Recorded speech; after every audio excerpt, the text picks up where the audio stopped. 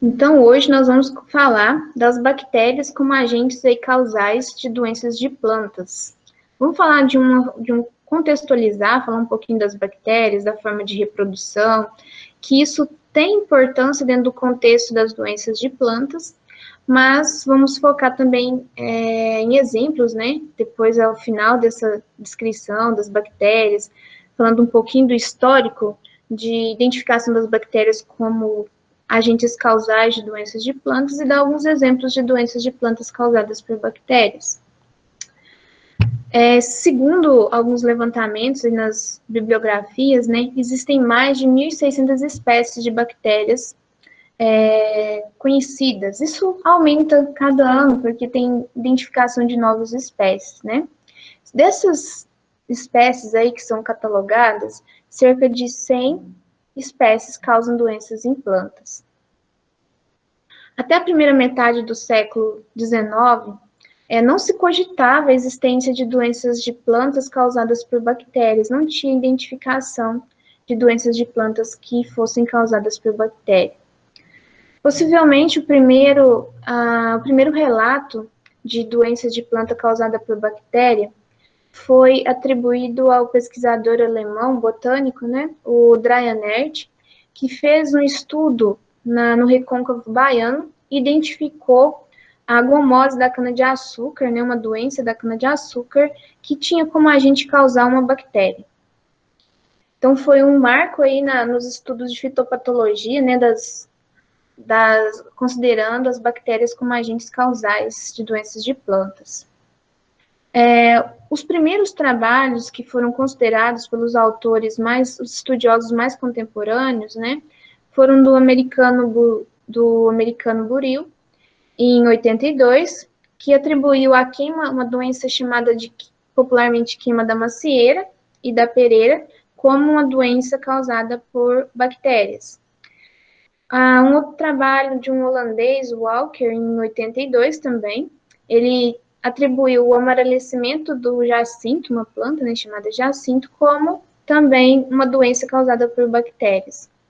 E o Irving Smith, em 89, até tem a bactéria lá do gênero Ervinia, né, uma homenagem, que ele é considerado o pai dos estudos de fitobactérias, que são as bactérias que causam doenças em plantas. Ele demonstrou a natureza bacteriana de 5 enfermidades de plantas, comprovando que as bactérias, existiam bactérias que causam, né, doenças em plantas. Já no início do século XX, era grande o número de trabalhos científicos descrevendo doenças bacterianas em plantas.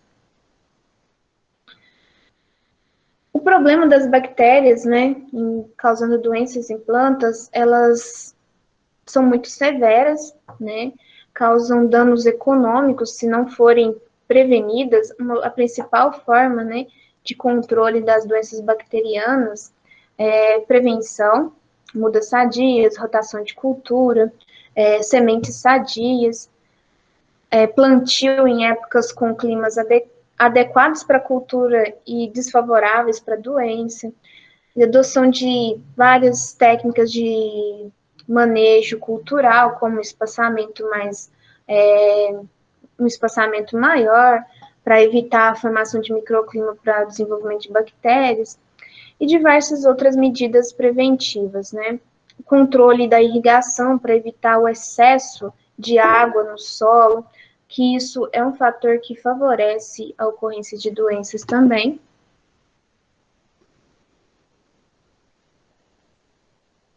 Deixa eu ver aqui.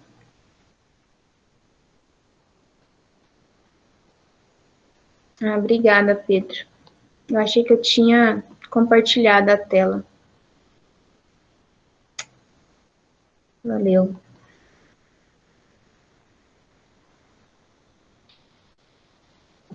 Então, a principal forma de controlar essas doenças bacterianas é o controle preventivo.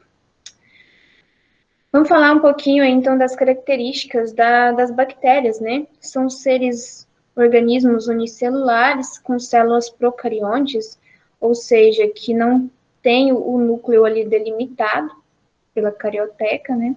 São aclorofilados, eles necessitam de outros organismos para obter a sua energia, né? Se considera que as bactérias são os primeiros organismos vivos do planeta. Estudos falam de 4 bilhões de anos que surgiram essas bactérias, as primeiras bactérias, né? E as bactérias eram capazes de sobreviver em todos os ambientes, incluindo aqueles mais inóspitos, né, com temperaturas mais elevadas, condições de pH que não seriam adequadas para o desenvolvimento de outros seres vivos. Eu sei que vocês já sabem o que é uma célula procarionte, mas aqui só reforçando, né? Uma célula procarionte é que ela não apresenta a carioteca para delimitar o núcleo celular. Dizemos que elas não possuem um núcleo verdadeiro, pois ela não tem aquela membrana que divide o núcleo do restante das organelas celulares. Aqui nós temos só uma ilustração simples, né, de uma célula eucarionte do lado esquerdo e uma procarionte do lado direito. Como vocês podem observar nessa ilustração, é uma ilustração simples que a gente encontra nos livros de ciência e de biologia, né, em que a célula procarionte, ela não apresenta a delimitação do núcleo pela carioteca. Então, essa é a característica marcante aí que diferencia, né, basicamente as células eucariontes das células procariontes.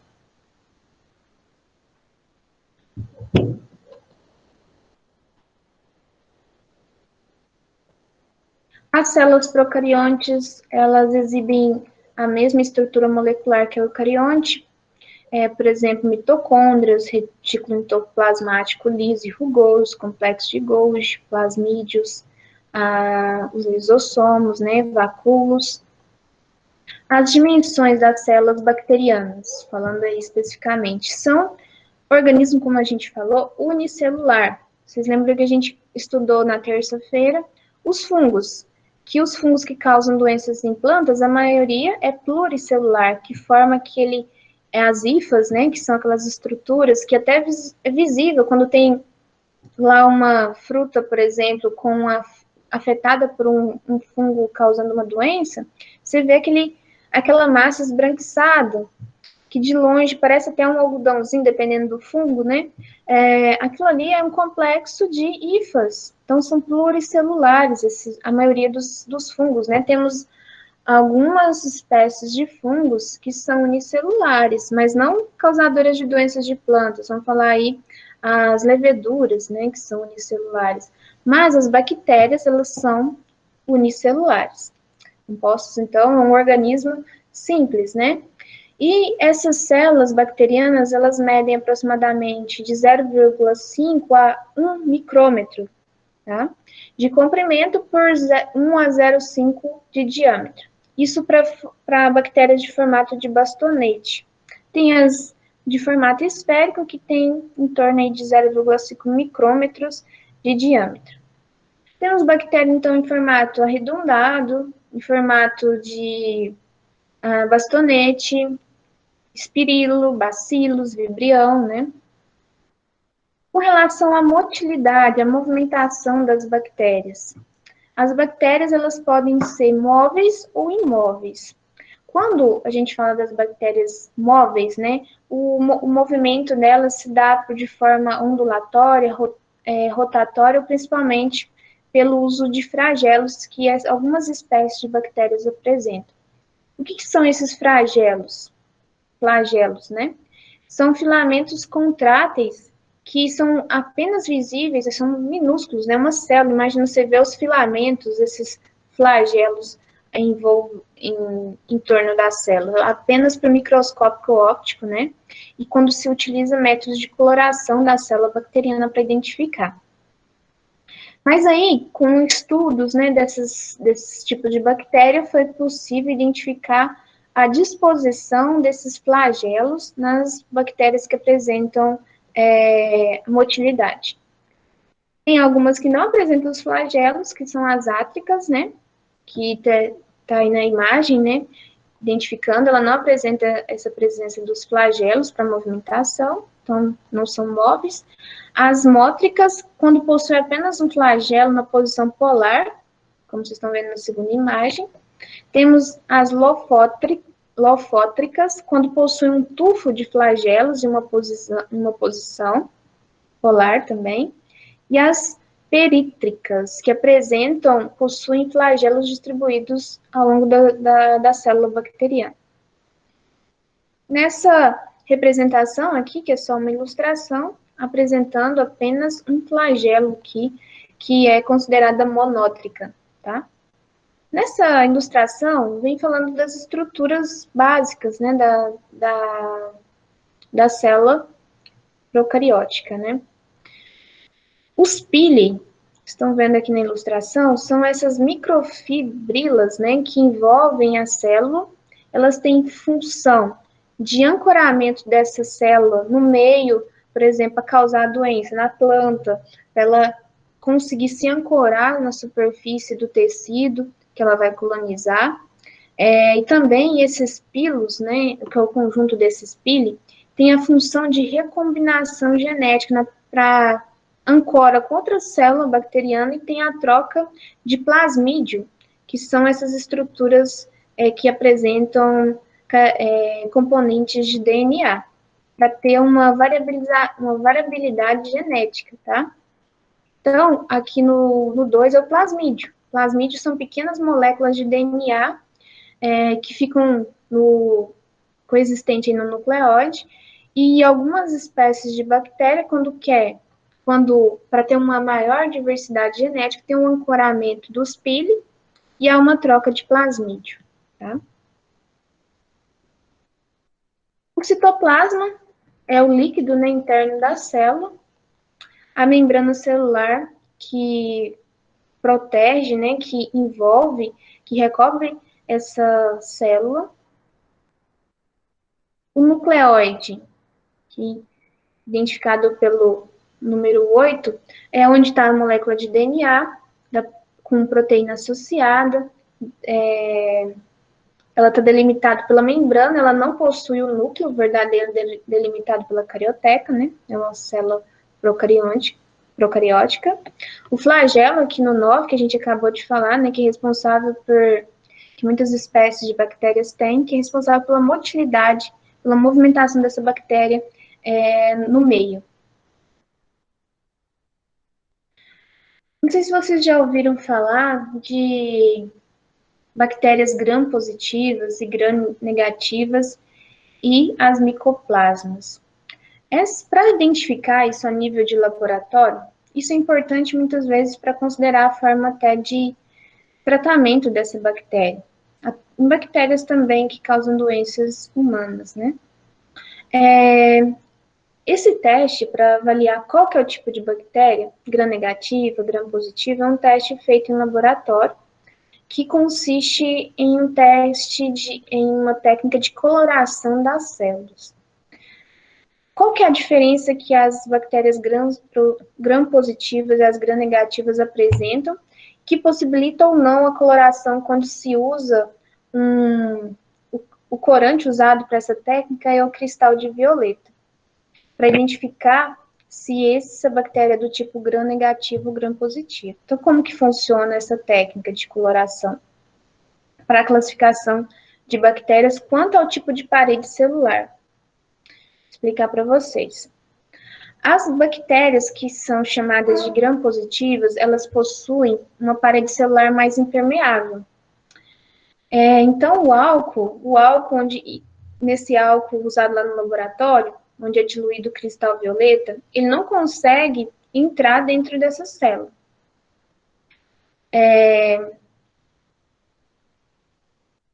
Já as bactérias gram-positivas, gram-negativas, elas possuem uma parede celular permeável, e é possível que o álcool entre e leve o corante, então é possível identificar e separar bactérias gram-positivas de gram-negativos, tá? Então, entre os fatores que irão diferenciar bactérias gram-positivas das gram-negativas está a coloração das bactérias, a composição das propriedades químicas e físicas da parede celular diferente. Aqui tem uma foto, né? Uma foto de uma avaliação de laboratório para identificação se a bactéria é gram-positiva ou gram-negativa. O teste usado aqui é o mesmo. Foi usado o cristal violeta, um corante, e como as bactérias que são gram-positivas, elas possuem a parede celular impermeável, então o corante ele não vai entrar, ele vai ficar do lado de fora, não vai levar essa coloração diferenciada. Já as gram-negativas, elas têm a parede celular mais permeável, então possibilita entrar o corante, elas têm essa alteração de cor. Por isso é possível, pela diferença de cor, em teste de laboratório, fazer a diferenciação em bactérias gram-positivas e gram-negativas, tá? Então, é um teste de laboratório que se faz para identificar o grupo de bactéria em relação à característica de parede celular.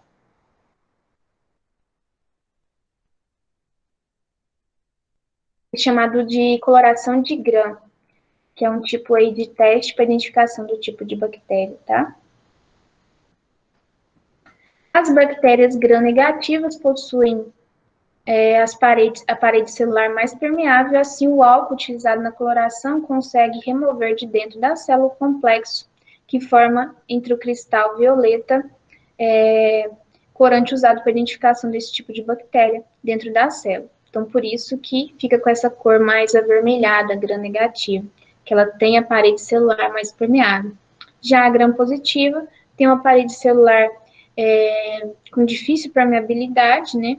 E por isso que não tem essa alteração da coloração para ficar mais vermelho. Então, por essa alteração, ao adicionar o corante lá, cristal de violeta, e por essa diferença de cor, é possível separar em gram positivo de gram negativo. O teste, a coloração de gram é um método de coloração considerado o mais importante dentro dos laboratórios de análises clínicas de microbiologia para identificação e diferenciação de bactérias. Usa-se para a coloração das células o corante, como eu disse, cristal de violeta.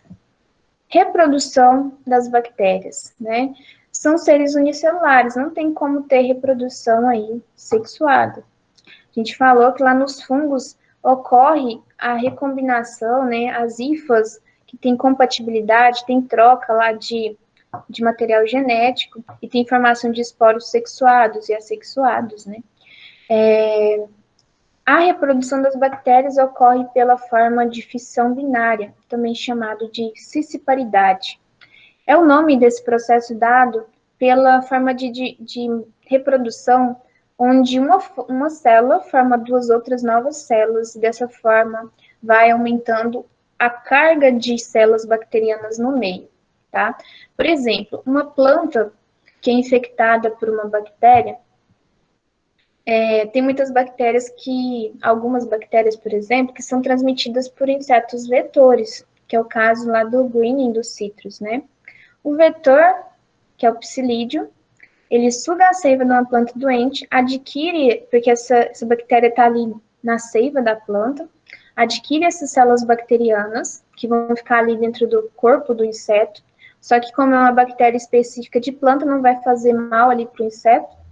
Quando ele vai sugar a seiva de uma planta sadia, ele inocula, transmite, né, essa célula bacteriana para a planta sadia.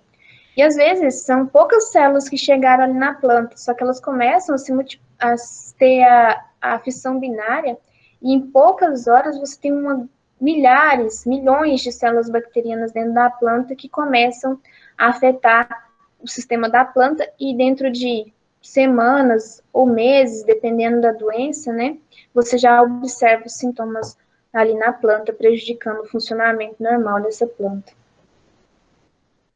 A fissão binária é a origem das células em progressão geométrica, né?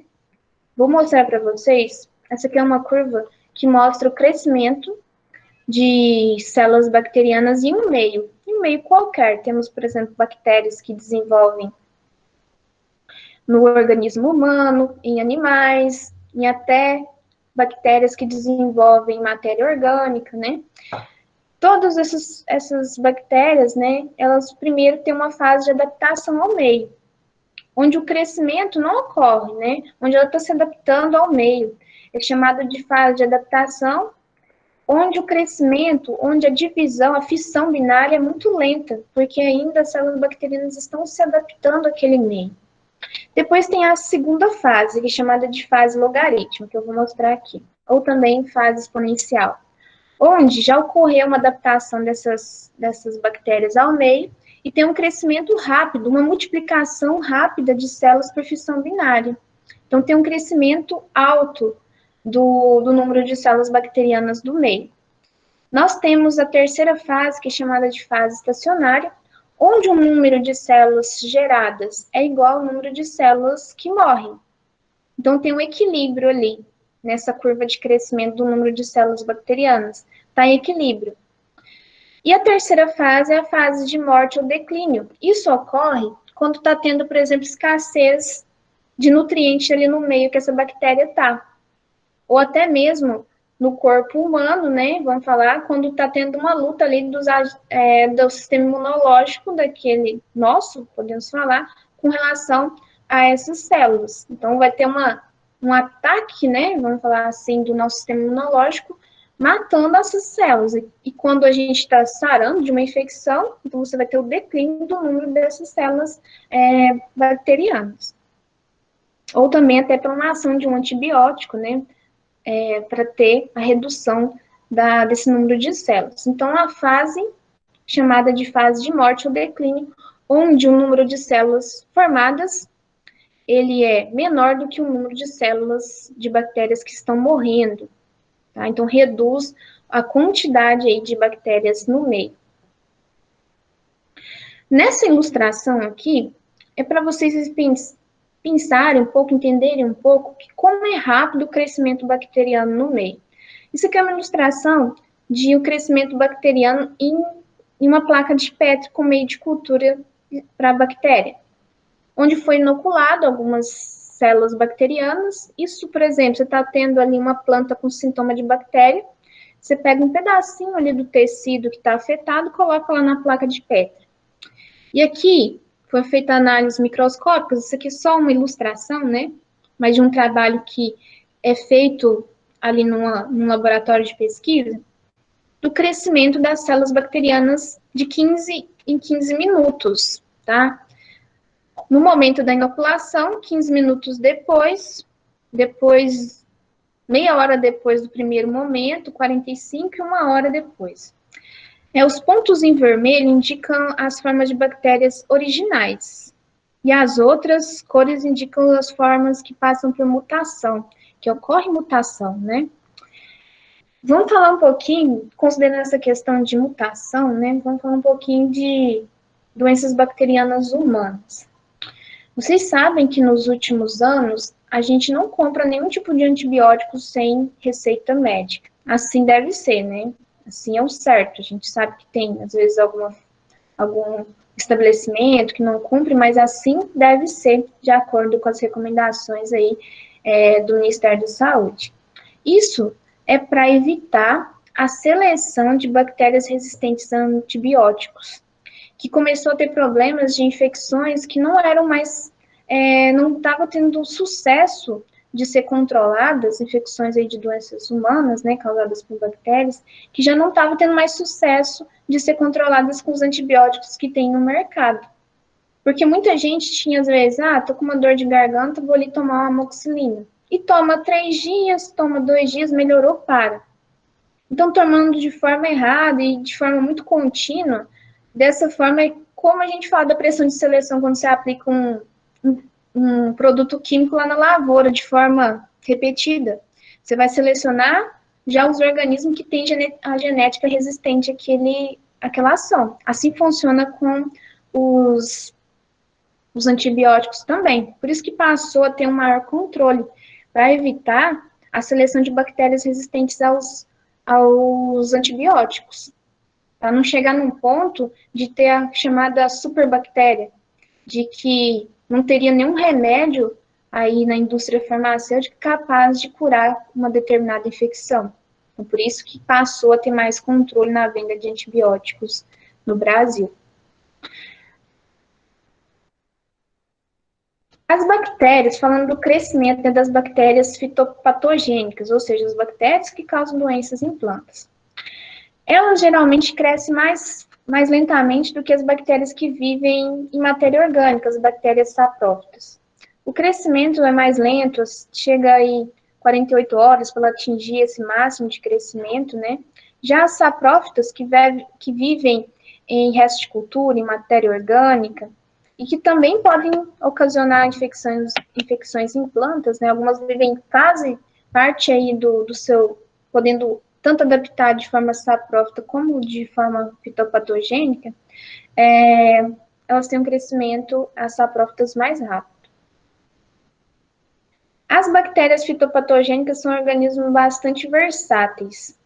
Tem grande capacidade de adaptação a hospedeiras, plantas hospedeiras, e a mais diversos tipos de ambiente, com relação a clima, umidade, levando em consideração a temperatura, umidade relativa do ar. O crescimento mais adequado, a temperatura mais adequada para o crescimento e multiplicação das bactérias que causam doenças em plantas é a temperatura aí de 25 a 30 graus Celsius. E um pH próximo ao neutro é o ideal para o seu desenvolvimento. A maioria das bactérias fitopatogênicas são aeróbicas, estritas, com exceção das do gênero Erwinia, que podem ser anaeróbicas facultativas, ou seja, se desenvolve tanto com a presença do oxigênio ou sem presença de oxigênio, né? E tem as bactérias aí do gênero Clostridium, que são anaeróbicas estritas. As bactérias, né, elas precisam de uma fonte de nutriente, então por isso que essas bactérias fitopatogênicas são problemáticas na agricultura, porque elas usam a planta como fonte de carbono para o seu desenvolvimento. Os principais gêneros de bactérias que causam doenças em plantas são o gênero Pseudomonas, Erwinia, Xanthomonas, Ralstonia, Streptomyces. São alguns dos gêneros, né? Mas temos outros. Essas bactérias, desses gêneros citados aí, elas conseguem desenvolver em meio de cultura de laboratório, como o agar nutritivo. Outros gêneros de bactérias, como chamados de procarióticas fastidiosos, elas exigem meios de culturas especiais, com nutrientes extras para possibilitar isso, gente. Por que vai multiplicar uma bactéria em laboratório? Para estudos, tá? Para nível de pesquisa com essas bactérias, formas de controle. Isso tudo é para nível de pesquisa, isolamento, identificação de espécies de bactérias que estão causando alguma doença. A Xylella fastidiosa e a Clavibacter chili, ela precisa de um meio de cultura com adição de ingredientes, nutrientes extra para possibilitar que ela cresça em laboratório. Só que existem algumas bactérias, algumas fitobactérias, né, que não conseguem fazer o cultivo dela em laboratório. As bactérias são limitadas, que crescem nas plantas que elas são hospedeiras, crescem no floema de plantas, elas ainda não conseguiu isolar elas em laboratório para o seu cultivo, porque elas necessitam de condições ali mais específicas para o seu desenvolvimento. Como que a bactéria, você vai falar, mas como que a bactéria chega na planta, né? Como que ela penetra nos tecidos da planta? A bactéria, ela pode entrar na planta, nos tecidos, na folha, nas raízes, nas folhas, por estômatos, ali no caule, por lenticelas, aberturas até pela flor, tá? Também por ferimentos que são causados por danos ocasionados por insetos, ou danos causados por nematóides ali no sistema radicular, ferimentos causados por tratos culturais, até a poda, feita em muitas culturas como um trato cultural essencial para muitas culturas, aquele ferimento ocasionado pela retirada de um ramo, de uma parte de um galho, ele é uma abertura que, se não for tratada, né, é uma abertura para a entrada de bactérias também. Qualquer ferimento no tecido. Por exemplo, quando tem uma chuva forte e ali nas folhas baixeiras do tomate, vamos dar como exemplo, tem o respingo das chuvas e com o respingo da chuva leva partículas de solo que ferem aquelas folhas mais baixeiras. Aquele ferimento ocasionado, que é mínimo, né, que é imperceptível se a gente olhar, mas aquele ferimento ali ocasionado pelas gotículas de chuva que bateram no chão, resbalaram ali na folha, levando algumas partículas de sol, causando ferimentos mínimos, são portas de entrada para bactéria. E muitas dessas bactérias estão ali no solo, que estão em resto de cultura, né, da cultura anterior. Então, quando vem as gotas de chuva e respingam, bate ali e respinga ali nas folhas baixeiras, já leva essa bactéria que começa a colonizar essas folhas. Né? Depende do tipo de bactéria. Estou dando um exemplo de uma bactéria que vai ocasionar ali danos na folha, né? Em caule também. Uma vez que essa bactéria ela está no interior da planta, elas vão se multiplicar nos espaços intercelulares ou no tecido vascular. No caso da bactéria a Candidatus liberibacter, que causa o greening, né? O HLB dos citros, ele se desenvolve nos tecidos vasculares. Da localização da bactéria na planta, tem algumas bactérias que são restritas, por exemplo, a vasocondutores, né? Algumas bactérias que afetam folhas, afetam caule. Então, da região e da forma, do tipo de bactéria, vai depender os sintomas que vai produzir.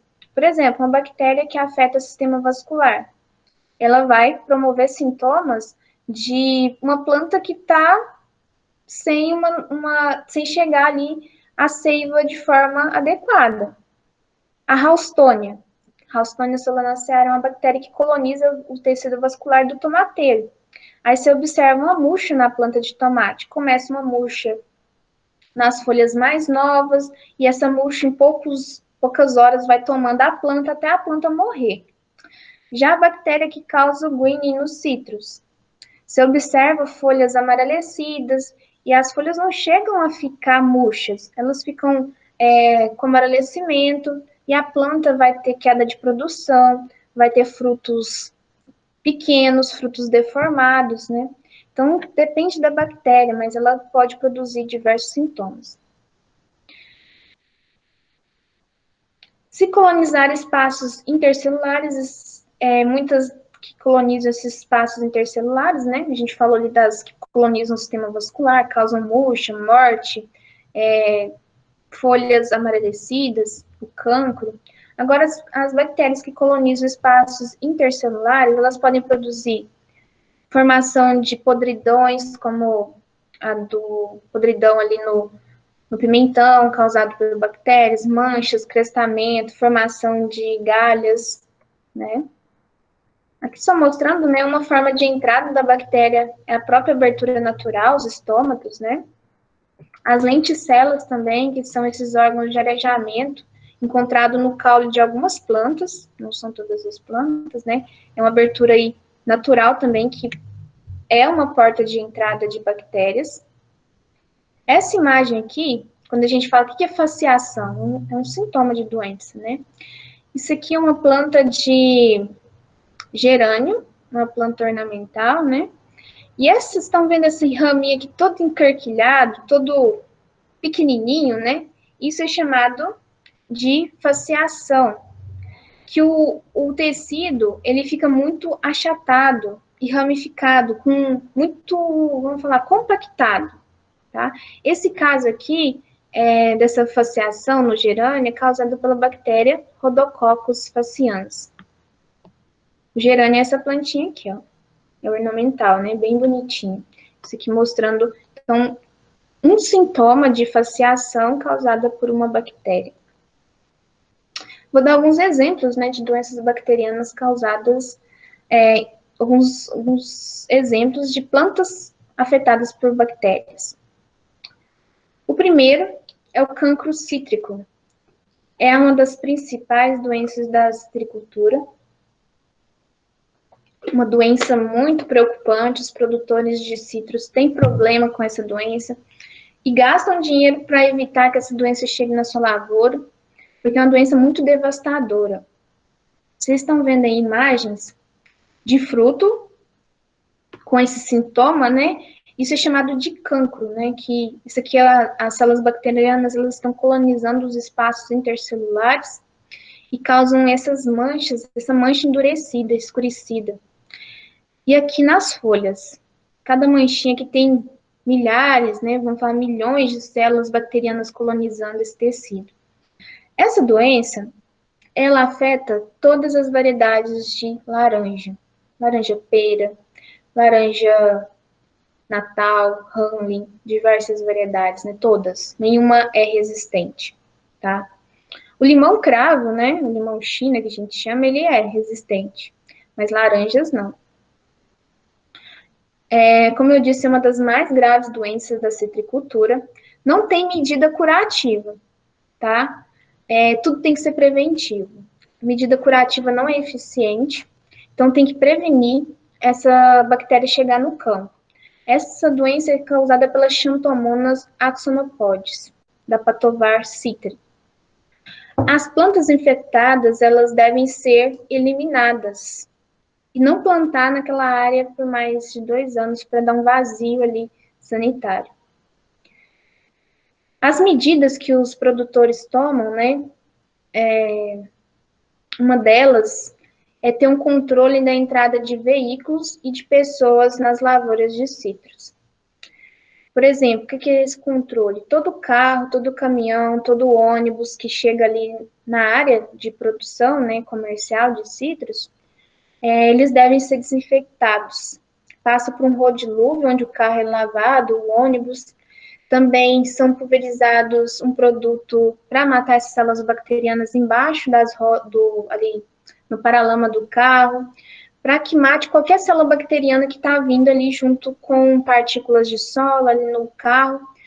Você, quando chega nessa lavoura, você tem que passar seu sapato no chamado de pé dilúvio, com uma substância também para matar essas células bacterianas, para você não levar essa bactéria para dentro da lavoura. Todos esses cuidados são tomados para evitar essa doença que é catastrófica numa lavoura, né? Os sintomas são diferentes nas diferentes partes da planta, né? No fruto, são bem arredondadas as lesões, né?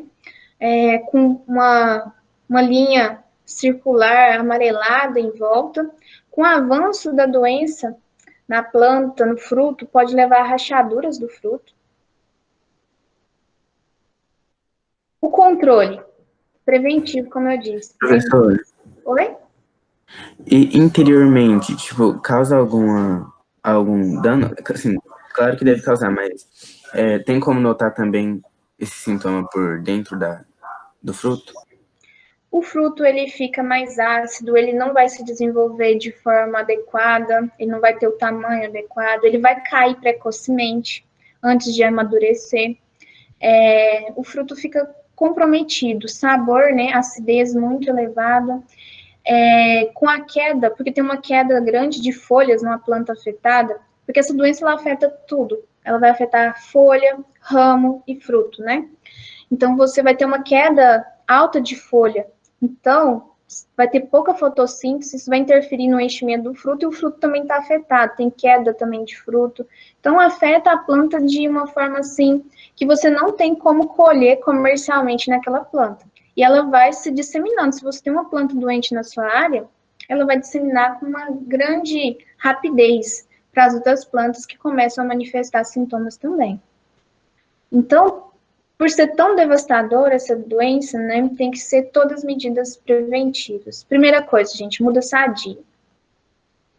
Eu já vi produtor, assim, que não é produtor comercial, mas quer plantar umas mudas lá no quintal, na fazenda, e compra muda que não foi produzida em viveiros certificados, já chega com a muda doente.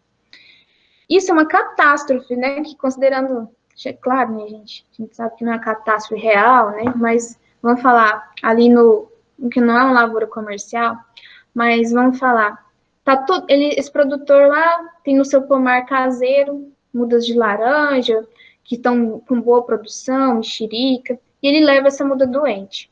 Passado aí 1 ano, 2 anos, vai começar a observar sintomas nessas plantas que antes estavam sadias, produzindo lá na sua área, porque ele levou a doença para dentro do quintal.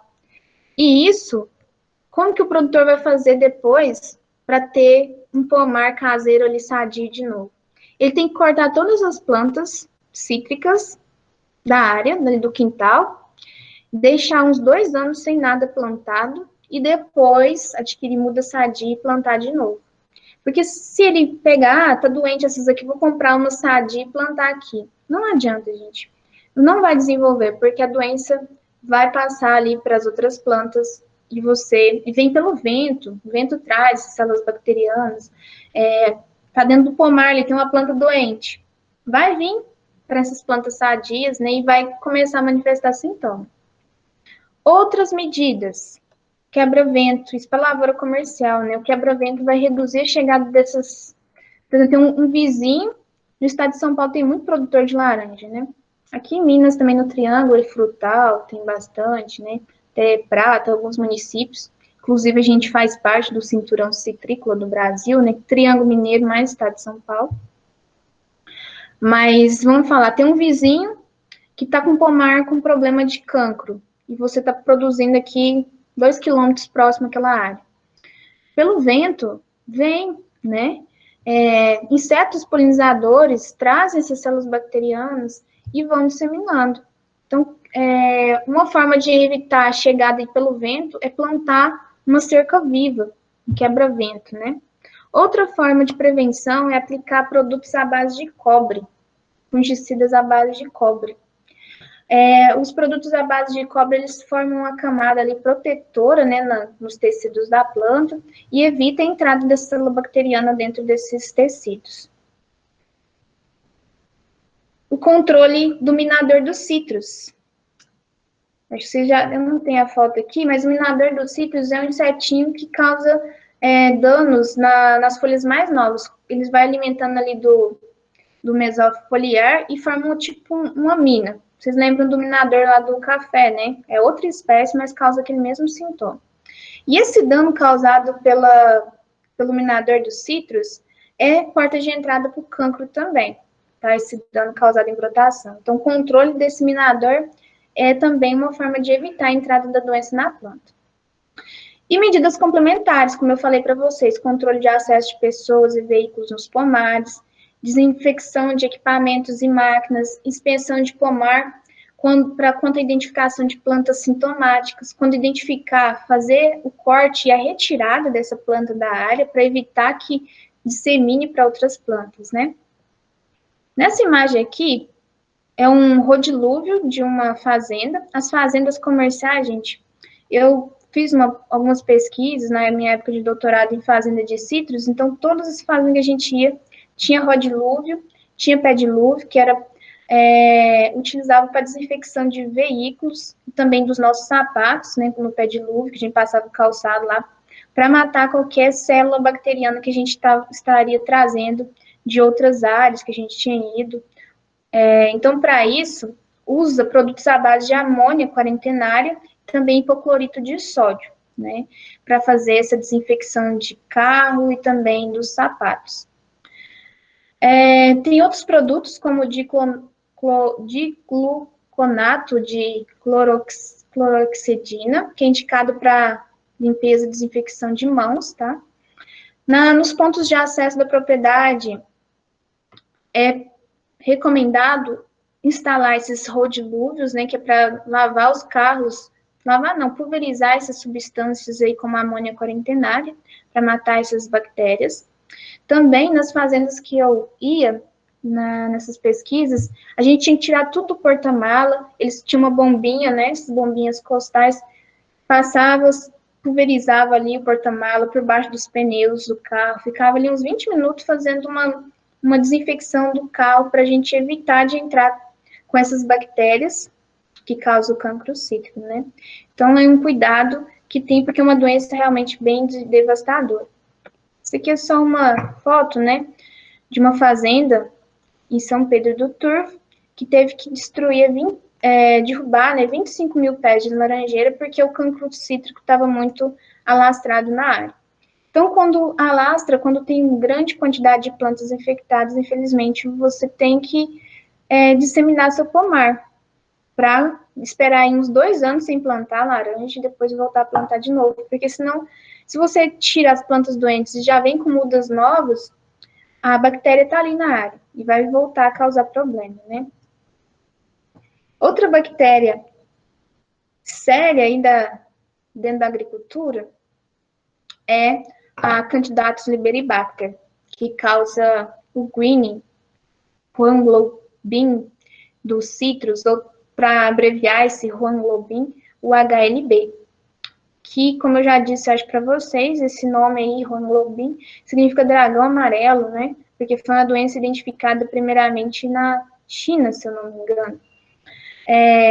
Nessa imagem que nós temos aqui na parte esquerda da tela, vocês estão vendo, é uma foto em microscopia eletrônica que mostra isso aqui tudo milhares, milhões de células bacterianas colonizando os vasos condutores de seiva. Eles colonizam o floema das plantas de laranja, tá? É a doença, juntamente lá com o cancro, né, que também é seríssimo, causado por bactéria. Essa doença é uma doença causa mundialmente problemas na citricultura. Nos Estados Unidos, no estado da Flórida, que é um grande produtor de citros, eles também sofrem com essa doença lá. Aqui no Brasil,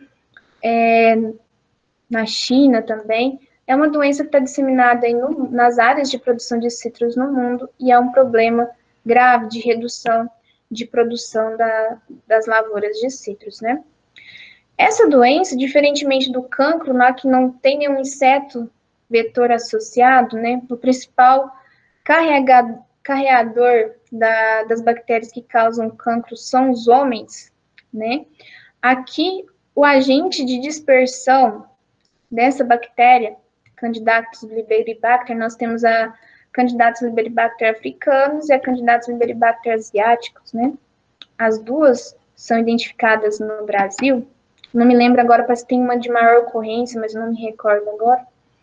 É esse insetinho que tá aí. Ele é minúsculo, né? Mas sendo uma foto um pouco mais ampliada. Esse inseto aí é o vetor dessa bactéria.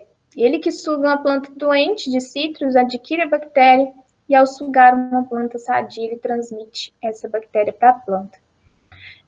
Esse inseto, ele é encontrado principalmente na brotação das plantas de citros, né? Ele fica ali nos tecidos jovens das plantas, porque esses tecidos jovens, eles são pouco lignificados, bem molinhos, para eles conseguirem colocar o estilete deles e sugar a seiva, por isso que eles ficam em brotações. E na época de brotação tem que ter um cuidado redobrado. Na verdade, o psilídeo não existe nível de dano econômico. Tem algumas pragas que causam danos diretos, por exemplo, lagartas, que você tem que fazer avaliação para identificar. Atingiu, por exemplo, 5 lagartas por metro quadrado. Dando um exemplo aqui. É momento de entrar com inseticida, né?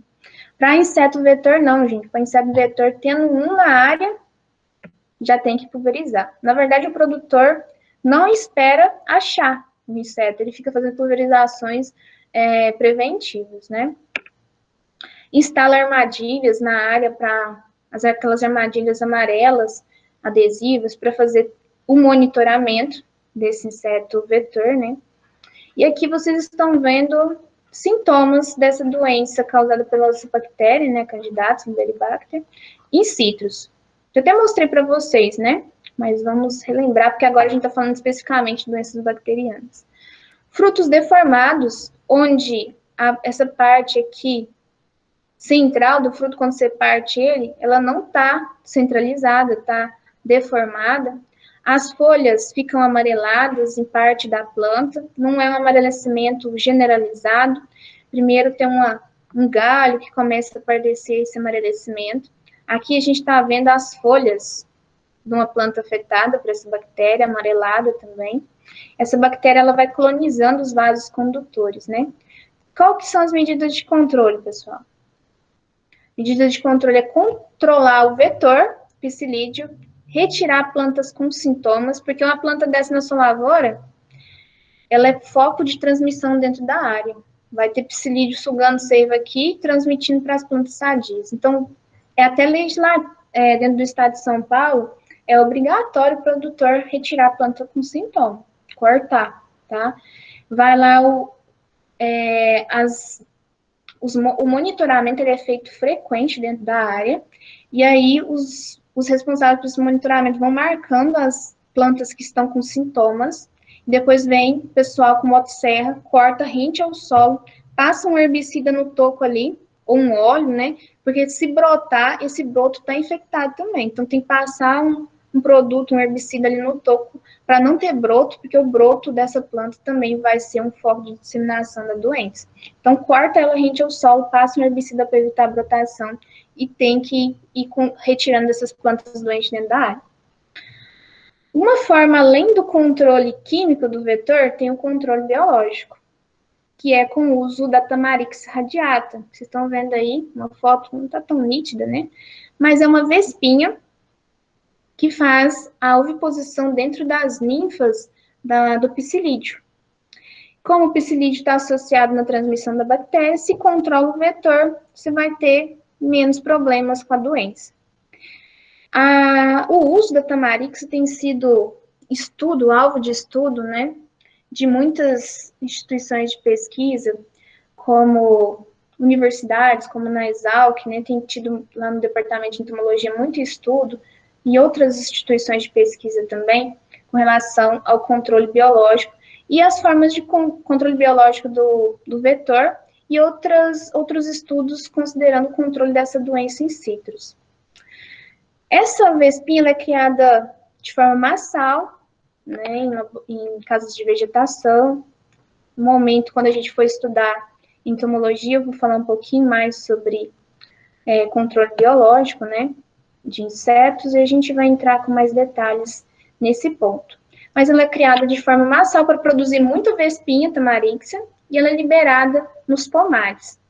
Tem-se feito testes, estudos, né, na verdade, pesquisas, na liberação da tamarixia em pomares abandonados, em pomares onde não está tendo mais manejo, só que o produtor teve lá tanto problema sanitário, algum problema financeiro, que abandona o pomar lá e deixa. Só que tem vizinhos com exploração econômica de produção de laranja, por exemplo. E esse psilídeo que está lá, na área abandonada, onde está crescendo de forma livre, né, a população do vetor, e a doença também está lastrando nas plantas ali que foram abandonadas, ele vai migrar.